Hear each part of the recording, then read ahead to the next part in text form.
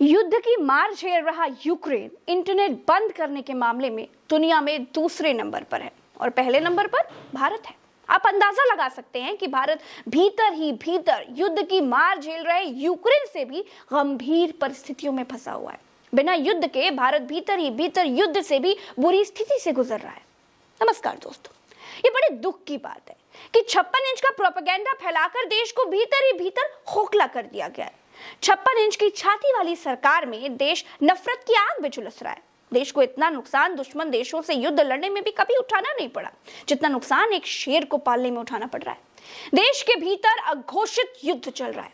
पिछले 9 सालों में कैसे देश तनाव से घिर गया है, कैसे असुरक्षा की स्थिति बन गई, इसको हम आज इंटरनेट शटडाउन के आंकड़ों से समझेंगे। इंटरनेट शटडाउन किसे कहते हैं? इंटरनेट शटडाउन उसे कहते हैं जब सरकार राजनीतिक अस्थिरता और हिंसा के कारण आम लोगों के इस्तेमाल के लिए इंटरनेट को बंद कर देती है, यानी शटडाउन कर देती है। भारत दुनिया का एकमात्र ऐसा देश है, या यूं कहें कि दुनिया का नंबर 1 देश है, जहां असुरक्षा और तनाव के कारण सबसे ज्यादा इंटरनेट बंद रहा। 56 इंच की छाती का दंभ भरने वाली सरकार में कश्मीर में इंटरनेट बंद हुआ।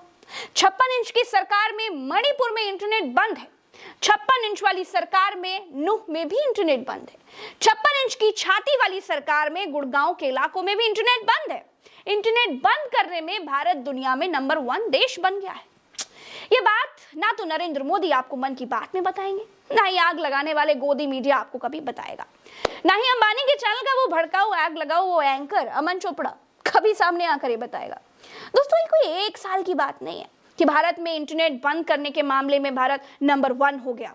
पिछले 5 सालों से भारत इंटरनेट बंद करने के मामले में दुनिया का नंबर 1 देश बना हुआ है। What proud! इंटरनेट बंद करने के मामले में भारत नंबर 1 पर है। ये सुनकर आपको कैसा लग रहा है? खुशी हो रही है? खैर, इसके बाद दूसरे नंबर पर यूक्रेन रहा। Internet advocacy watchdog Access Now ने एक रिपोर्ट जारी की। इसके मुताबिक भारत ने 2022 में भी दुनिया में सबसे ज्यादा इंटरनेट शटडाउन लगाए हैं।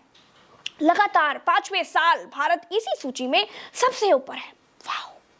न्यूयॉर्क के डिजिटल राइट्स एडवोकेसी ग्रुप ने अपनी रिपोर्ट में कहा कि पूरी दुनिया में दर्ज किए गए 187 इंटरनेट शटडाउन में से 84 भारत में लगाए गए। 84 में से 49 बार कश्मीर में इंटरनेट बंद किया गया। कितने महीनों के लिए इंटरनेट बंद किया गया, वो आंकड़े और भी चौंकाने वाले हैं। दोस्तों, भारतीय जनता पार्टी की सरकार में लखनऊ जैसे शहर ने हफ्तों इंटरनेट शटडाउन देखा है।